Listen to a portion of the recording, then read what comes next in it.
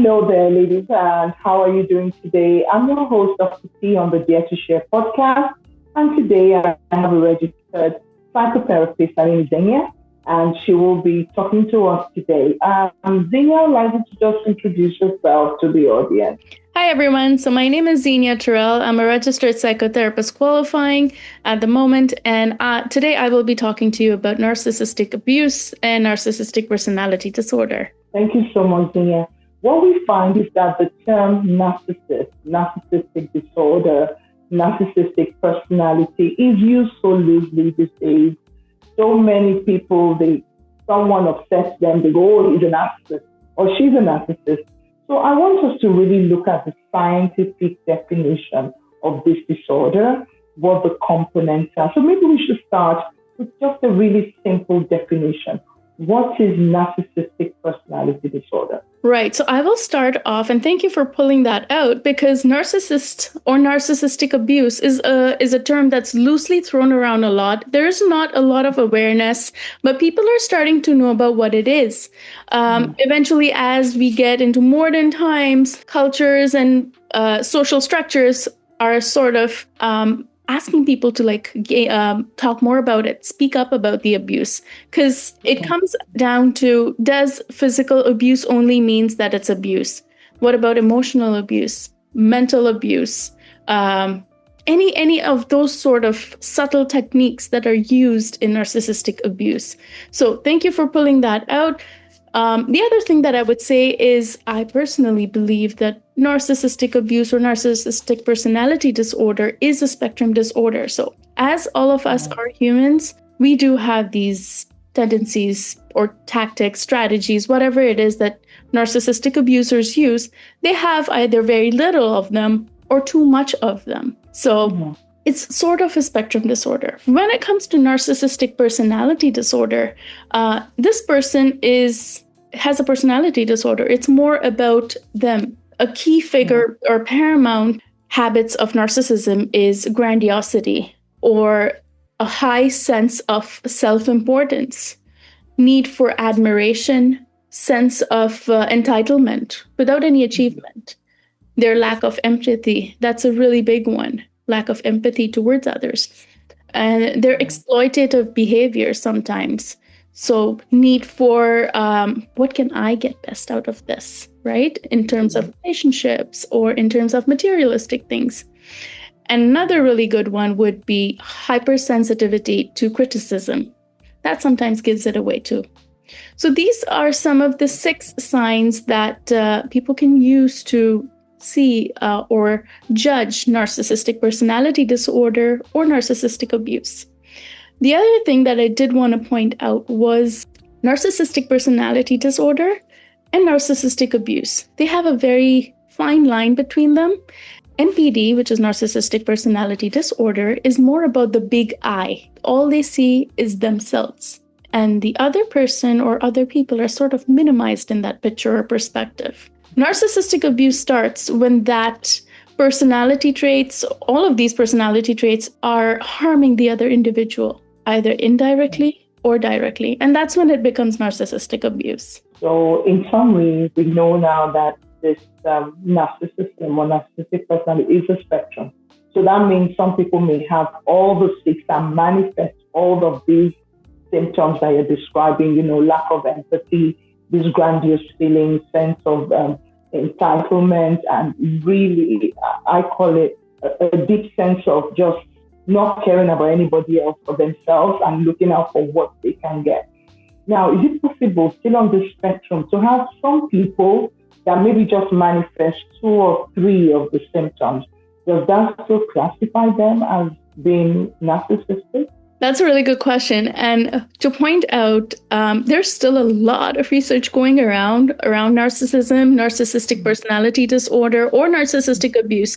It's just, in my personal opinion and my experience with clients, I have seen varying traits of narcissistic personality disorder. Some people have very little traits of them, but do we still classify them as narcissists? And some people have a lot of them. Are they like hyper narcissistic personality disorder, right? It's hard to tell. the more concerning part is how abusive is the abuse? What is the severity of the abuse? The personality disorder in itself is just the person being affected. But how is that affecting others in society or people who they live with, their relationships? So that's why, in my personal opinion, I say it's narcissistic. For example, some of the techniques that narcissists use very usually, normally, and see nothing wrong with it, is manipulation, gaslighting. Two of these, right? Yeah. Now, on a regular basis, a normal person would manipulate to a certain extent, maybe white lies, right? Yeah. Or gaslight due to embarrassment. Or do we classify them as narcissist? So that's the reason why I say, like, maybe it is a spectrum disorder. We're all humans. Everybody do have some parts of those techniques that they use sometimes in situations, but it's very hard to diagnose narcissistic abuse, narcissistic personality disorder. However, there are assessments that people use to determine that. Exactly. And I think these assessments really focus on those personalities or those behaviors that you have mentioned earlier on today. I have a question which people ask me all the time. So let's now look at worst case scenario. So those that really manifest all the traits or most of the traits that we know. Are these people born or are they made? So that means, are you just born narcissistic or is it something that develops over time? Do we have any research surrounding how people become that way? Extremely manipulative, lacking empathy, not caring about others but themselves. Are they made or are they just born? Is it a congenital problem? I haven't come across research that says that, but that's a really good question. I would say it's both. Nature versus nurture. It comes down to that. You may have certain genetics that are passed down based on behavior, and also nurture, basically the child's environment. Were they abused or were they not appreciated when they were growing up in their childhood? What were their years like turning into adulthood, adolescence, all of those years? They count. What was their experience like? And similarly for the victims as well. Why are they the victims of narcissistic abuse, right? And I did want to touch on that later on if you'd like, because they're used to that. They're familiar with that environment when they're growing up. They're familiar with taking orders or understanding that this is the norm and what the people tell me I have to do. I have to lose control. I have no decision-making skills, all of that. This is the baseline for them. This is the normal, which is why they are prey to narcissistic abuse. Exactly. So still focusing on the narcissist here, I think we've both agreed that it's probably multifactorial. There might be some genetic predisposition, but I think, and I'll say, like you said, the nurture perspective or the nurturing part of these children. I'm not sure about any studies I can quote off the top of my head, but I believe that most people that manifest the traits of a narcissistic personality are people that in their childhood, they probably got everything they wanted. They were not questioned. They were allowed. They didn't have to face punishment. They got what they wanted when they wanted it, and that kind of became the norm for them. We find in some environments that children that are born to narcissists tend to also act similarly because they've come to normalize that behavior as being okay. So we now to see what further research shows here, but we do know that these people with this personality or with this sort of behaviors exist. Now, going on to the abuse part, you were talking about those that end up being the victims, those that fall for the manipulation, that fall for the gas. I think we kind of need to, because these people can also be extremely loving on the surface. We know people with narcissistic tendencies look out for empath. So let's kind of shift our focus to the group of people that tend to fall prey to people with narcissistic personality. Tell us a little bit about those sort of people, whether they are women or men. Sure. So just before we move on to that, I did want to point out that, yes, you're absolutely right. And when it comes to a narcissist not taking accountability, and that's a big one for them, they're pampered, they're given everything, the entire entitlement, that's what really raises the narcissist as well, higher chances. Yeah. Perfect. So shifting our focus to the victims. Yes, the abusers are looking for people who are empathetic. And when I say empathetic, it also means who have poor boundary setting skills. So the narcissists are very good with stepping over boundaries with such people, right? Victims are usually more empathetic. They're like, oh, I'm going to let that slide, and that's okay. This is a friend, or we're just getting to know each other in a relationship, or it's a coworker, or it's my parent, the power dynamics, right? They play a really big role in that. And that's what gives the narcissist power to abuse the victim further and overstepping the boundaries, because each boundary that's overstepped, it pushes the person a little more into a corner kind of thing. If you visualize it, a visual representation of it, be trying to isolate them to a certain extent and cornering them eventually, that they don't have any other moves left or any other options left. So it is more about control and controlling that that person, that individual, or whoever the victim is eventually. Right. And I think for narcissists as well, or people with narcissistic behaviors, once they find out that their victim, the empath, is starting to read them, is starting to understand them, is starting to not respond or react, and we're still going to talk about those strategies, they freeze. So really, let's talk about the self-worth of people with narcissistic personalities. The self-worth? Do they really have a self-esteem? I think they have an extremely low self-esteem. That's a good question. And it really, to be honest, depends on the narcissist. Some of them have really high self-esteem. Okay. Some of them are not aware that they might have very low self-esteem, but they believe that they have a high self-esteem. So it really depends on them, right? And the way they are in the relationship or the dynamic with the victim. So when it comes to self-esteem, it's truly dependent on the individual and their personality, what they think. The abuse takes a different turn then. Yes. But when you say that when the victim starts to speak up about it or is aware of their techniques, two things that happen. Number one, the victim is less affected mentally. So mental wellness starts to improve, mental health starts to improve because they are aware of what techniques or strategies are being used against them. The constant state of confusion, the constant lacking of decision-making skills, being super flexible with whatever decision that you make or whatever it is, then I'm okay with it, right? All of that starts to reside. This causes the narcissist to lose control, to lose power. And that's when things start to go downhill. And that's when self-esteem comes in, like, this is really affecting me. These are the thoughts of the narcissist eventually. Why am I losing control? And that's the paramount key structure of narcissism. Cannot lose control over the empath or the victim. Wow. So they must continue to get the control. And that's probably why it's very easy for them to move on. I don't know if you've heard about the discard phenomenon. So once they see the victim, they've been found out, as it were. Maybe I should ask this question. Do they actually go into that relationship with a plan? Do they go into a relationship with a plan? Yes. Or do they just want someone to keep putting up with their behaviors? What is that? Are they like just people that plan to destroy their victim? It's a question. It's a good question, and it's very dependent on the person.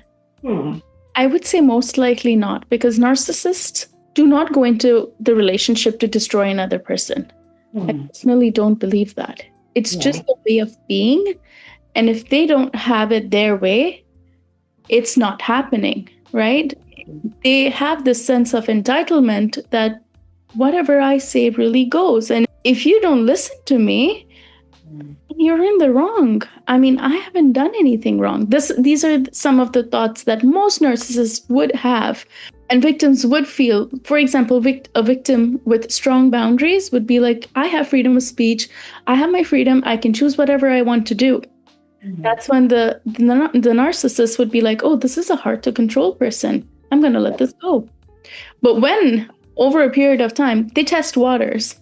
And when a person is in that stage, and right now I'm talking about relationships like partners, not child narcissism. Mm-hmm. If they feel that a boundary is overstepped and the victim was okay with it, they ask for more the next time, mm-hmm. right? And whatever they're asking for, it goes greater. So it's a bigger want or need later on. So more boundaries are overstepped, and the victim is just taught, quote unquote, taught to be flexible and lose control that way because they're in the practice. They're taught that. It's probably the phenomena called classical conditioning. Mm-hmm. They condition them to take orders and lose control. Can you please walk us through, in a relationship with a narcissist, the sort of emotions or possible emotions that the victims go through, starting from the beginning of the relationship? Just walk us through some of these emotions, just so our audience can know. Because I know, being a survivor of a psychologically and very, very mentally abusive relationship, that you go through different stages of emotions. It's almost like you go from high to a state of confusion, to a state where you just wonder if you're going crazy, until you then make a decision. Walk us through some of those emotions. It actually depends person to person of how the victim is, how resilient they are, how confident they are, what kind of social supports they have.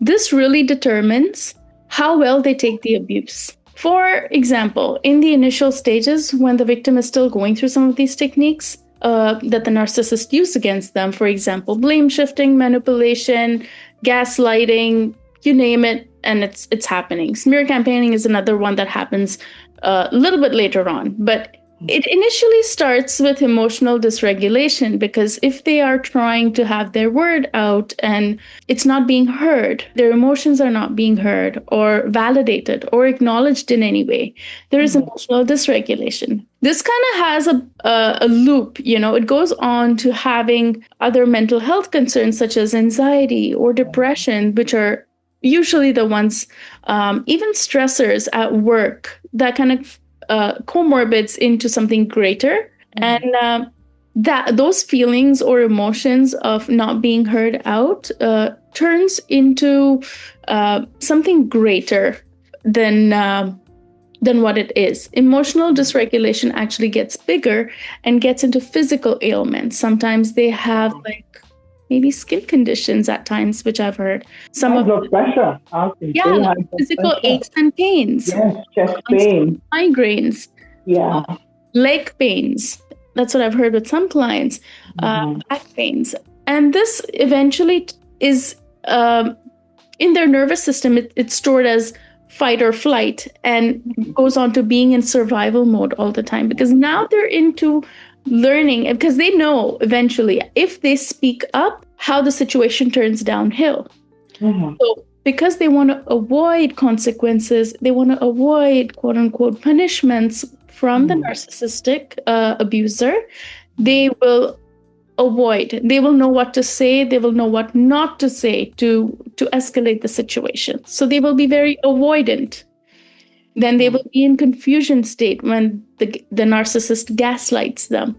They will think it was their fault. Yeah, maybe it was me. Yeah, I should not have overreacted, or self-blaming, guilt tripping, some of those things. It just depends on how the person is and in what order. I'm just throwing it out there. Let's just throw out the different things. Order, actually. Yeah. Mm-hmm. And then eventually, the person, if they are not very resilient, they really suffer from serious mental health issues, severe depression, severe anxiety, maybe schizophrenic. it just depends on what are some of the pre-existing conditions that they have too, and it may just exacerbate. But these are some of the emotions or illnesses that actually come along for victims. Exactly. So for the victims, it's more than just having to put up with this person's behavior. It's you may also develop physical ailments and mental ailments, because people always just think it's just the mood of the house. It's much more than that. And I believe women need to know, and men, because oftentimes men are also victims, to know the impact of this sort of toxicity on their lives and on their health. And they just need to take note of that and make sure that they're taking good care of themselves.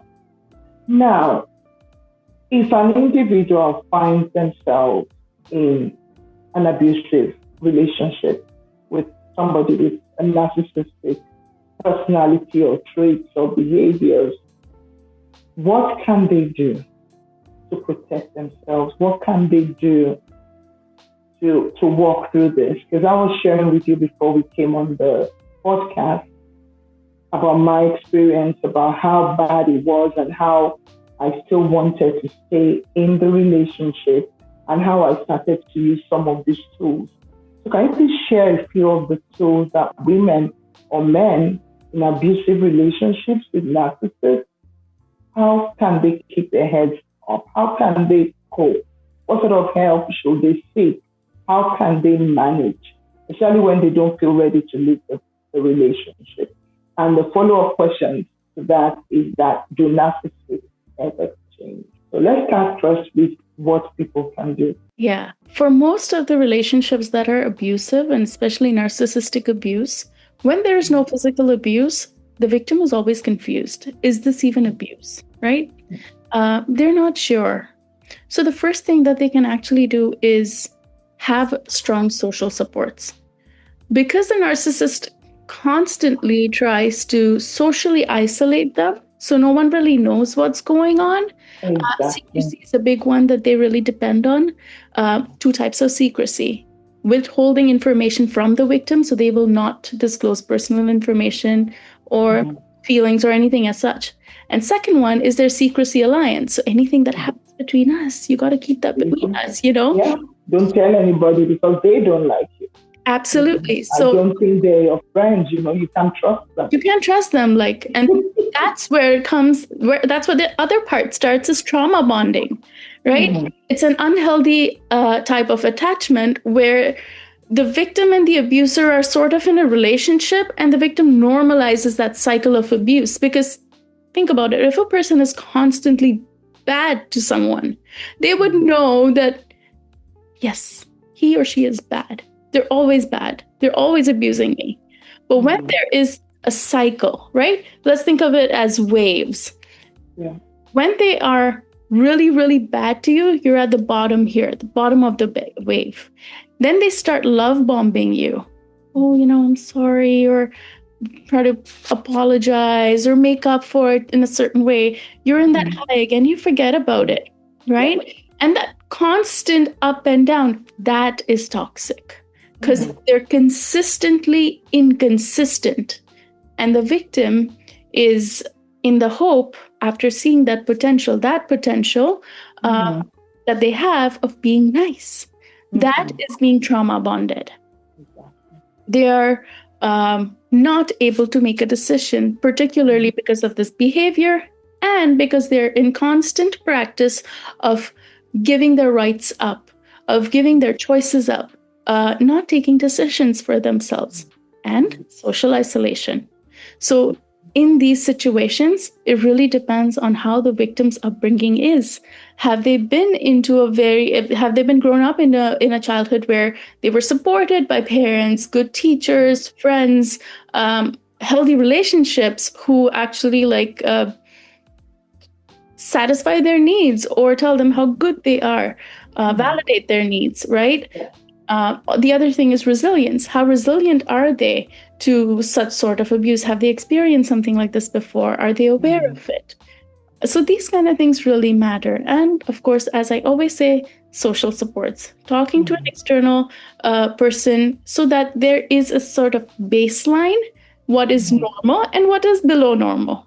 Exactly.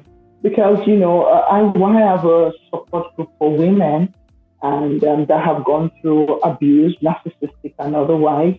And when we sit down and talk about our experiences, it's almost like we're all reading from the same textbook. It's almost like, oh my God, and this happened to you and this. So it's almost like there's a script that is played by these people. The isolation is a big one. And I believe that anybody that is in a relationship with you shouldn't make you lose yourself, shouldn't make you lose your social cycle, especially when the circle isn't hurting you or harming you, because it's a paradox, isn't it? They keep you away from people that can support you. Meanwhile, they pull you down with them. They make your life miserable. And then they get you into this toxic cycle of highs and lows. And then they give you the silent treatment whenever you decide to speak up. So social connections are extremely important. And I would say that would be a red flag in any relationship. Any individual that wants to isolate you, you really need to reconsider that as an adult. Somebody that's stopping you, oftentimes without reason, or with reasons that are just made up. You just go, this person is bad, but they haven't done anything. So maybe sometimes as victims, we should also try and validate some of their assertions about other people when they really try to isolate us. What else can victims do apart from connecting with social networks? Okay. So just on that point, I did want to say, and you brought up a really good point, social isolation. Why they do that is because they want the victims to be solely dependent on the abuser so they can turn and twist them the way they want, make them do whatever they want. And that's why they want the social isolation. Victims are truly just dependent on the abusers. Total lack of control. That's the reason why. Your other question. I was asking if they ever change and if there are other things that victims can do apart from social networks. The other thing that victims can really do is gain awareness. Awareness is key. As long as they know what the narcissist is doing, their strategies really have no effect on them. Why I say that is, for example, trusting their experiences. For example, a situation, whatever happened, and the narcissist will gaslight and completely deny, no, this is not what happened. This is not what I meant. This is not how I tried to make you feel. Or no, I did not talk to this person at all. Whatever the situation is, complete denial, gaslighting the person. When the victim is unaware, they will believe the narcissist and they will gaslight themselves, guess themselves, right? Did this really happen? Self-doubt. Self-doubt is a really big one. Goes eventually, right? They're doubting their own experience. So one thing that I will really say to victims here, trust your experiences. Trust how you felt. Those feelings were real. Even if the abuser or the narcissist try to make you feel this intentionally, unintentionally, do something intentionally, unintentionally, whatever happened. The fact is that it happened and you felt what you felt. Trusting your experience. And number 2 would be awareness. Be aware of what they're doing. Smear campaigning is also another one that I usually talk in my groups. It's because... That's a big one, especially the later stages. They do that. And you find that even friends that are close to you, they're so good at this smear campaign that they will turn your friends against you. Because they have to maintain that external persona, right? Absolutely. They do not let others doubt this behavior behind closed doors. And that's why it's campaigning. Yeah, we won't get into too much details here. Of course, that happens at a later stage because when the narcissist really fears letting the real story out. Exactly. Right? Yeah, lots of fun things to talk about. I tell you. Right. So do they ever change? Do they ever change? I was just getting to that. My answer would be no. they never really change. The reason being, they don't believe there's anything wrong with them to get therapy. Exactly. But the thing is, I just did this, or I just said that. And what was the big deal to sort of blow the rooftop apart? I mean, I'm a human being, and victimization, self-victimization. Yeah. It's always that. Now, how can somebody improve themselves, attend therapy, when there is zero or negative self-awareness of what you did? That's a big Blame problem. shifting, manipulation, gaslighting. There's no motivation for change. There's motivation for change if they see there's something wrong with them. But what if they believe that there is nothing wrong with them and the victim is at fault all the time? All the time. So we can't help this. Common question I get too. Or the other follow-up question, that's a common question I get in my groups. Follow-up question is, what can I do to have a satisfying relationship with a narcissist? It could be a parent or a person. But I mean, that's the thing. Like, victims are craving closure. What do I do? They're always sitting on the fence. They're always confused. Maybe they have complicated situations, dynamics. Maybe there are children involved at times. And in such situations, it is very difficult to make a decision, especially when you're out of practice for making decisions, right? Constant state of confusion. It is always best to trust your experience and know what is right for you. Yes. And I mean, I like the fact that you brought up this one about parents, because sometimes narcissists are actually parents. Sometimes in these relationships, children are involved, and you still have to co-parent with this person. And I think, like you mentioned, awareness is a big one. And I also feel that narcissists like to play these mind games with you. They like to really mess with your head, but they need you to carry that out. So I think one of the strategies I used was to stop being a partner, to stop being a part of the drama, to stop being a part of the argument, the seeking attention. I just shut down. And I know that might be difficult, but sometimes maybe that helps me. I refuse to show emotions at some point. You want to hurt me, yeah, but I won't let it get to me. You want to ruin this dinner? I will still go ahead and have dinner, And that would come from having a lot of awareness and maybe also therapy, learning about boundaries, learning how to put your foot down, because I was in that relationship for over 5 years. And by the second year of the relationship, I knew something was very, very wrong. I couldn't put a finger on it, but I knew I just said, this is not right.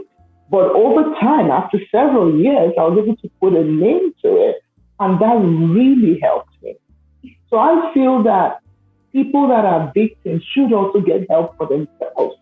Because if I knew how to really maintain firm boundaries, if I wasn't just looking at fixing this person, I probably would have saved myself 4 or 5 years of additional stress that I had to go through in that relationship. Absolutely. I'm so sorry to hear that. But what you explained was actually part of Grey Rock method, which is reclaiming your power. And if they are being abusive, if they are escalating the situation, trying to stay calm in that, holding your power down, staying grounded, not being, because they try to emotionally destabilize you, make you panic with either yelling, screaming, throwing things around, all of that. And I see that smirk, which is the usual, I guess, the textbook. I tell you. But when you hold that power, when you're holding your ground in those panic situations, and you don't show fear or argue back, the Grey Rock method, they will come down back to your normalized, because they always mirror. They mirror reactions. You take a notch higher, they will take another notch higher. Absolutely. Right. And the other thing that I did want to point out was for the victims, basically, when they are growing up, when they're familiar with a parent who is a narcissist, they're more likely to attract partners who are narcissist because they're familiar with that upbringing. For example, a mom or a dad who is always telling them what to do, what not to do, never really validating their feelings. They know this is the norm. Oh yeah, mom was like that. That's fine. But she still loved me, right? And they are okay with the partners doing the same thing, treating them the same way until it goes far more worse or beyond repair. What's the other one? Yeah. Thank you for that. Now, I know that there are questionnaires because sometimes people are just so confused. Oh, is it really a narcissistic personality or am I just being oversensitive? I know there are tools out there which are validated that victims can get and just answer the questions one by one. And they're so easy and they'll tell you whether or not you are with somebody with a narcissistic person. I don't know if you're able to research any of those tools, but I do know that there are a few tools out there that are available for victims. Because sometimes it's confusing. They make you know, am I just overreacting? So I believe just like when we screen for anxiety and depression, we have validated tools that we need. It might not always be diagnostic, but it might help you maybe talk to somebody, talk to a therapist, seek some help to know exactly what you're going through, So I will try and find some and share it on this podcast so that women out there, men out there that feel that they might need a bit of screening to be sure whether they're crazy, whether it's in their head or whether it's really true, to know exactly where they stand. Mm-hmm. There's one more thing that I did want to include here is I have, although we always say men being narcissistic, and because they are predominantly the ones who are throwing around this behavior, research shows that 50 to 70% of narcissistic personality disorders or these traits are seen in men. Men are dominantly the narcissistic abusers, but there are also women who are. So it is not only men. There are women narcissistic abusers, but in a very small number. So that's really good. Again, we mentioned this at the beginning that it's not just a man thing. Men can also be victims of narcissistic and domestic abuse. I really want to thank you so much, Zenia, for today. Do you have any final words for our audience just as we round up today? My final words would be victims, be aware, learn about narcissistic abuse, try to know more about what it is, because it is not only physical abuse. That's when you say, oh, this is abuse. When you are stripped of your rights to speak, you're scared in a relationship, there's nothing to be scared of. It's just a facade. It's basically training for you. Don't be scared, don't be nervous, and don't be anxious. Learn about what are some of the techniques that are used. There are so many of them, and we can actually name them all for that reason. And the more awareness you have, the lesser effects they have on your health, physically and mentally. Learn from it. Test them out if you're living with a narcissist. See what works, see what does not work. Hold your ground. You are powerful. You hold the power to yourself and well-being, not others. You have control and you have your rights to make decisions. Okay? That's what my final words are. Thank you so much, Zenia, for joining us today. And thank you for your insightful conversation and advice for our women out there. And once again, I just want to thank you for being a part of this discussion today. And for the women and men out there, don't forget, hold on to your power. You are not going crazy, and don't let anybody isolate or abuse you. You are loved. You are beautiful. And until the next episode, hope to see you. Thank you so much. Thank you once again, Jenny. I appreciate it. Thank you, Doctor. Thank you. Thank you. Have a good night.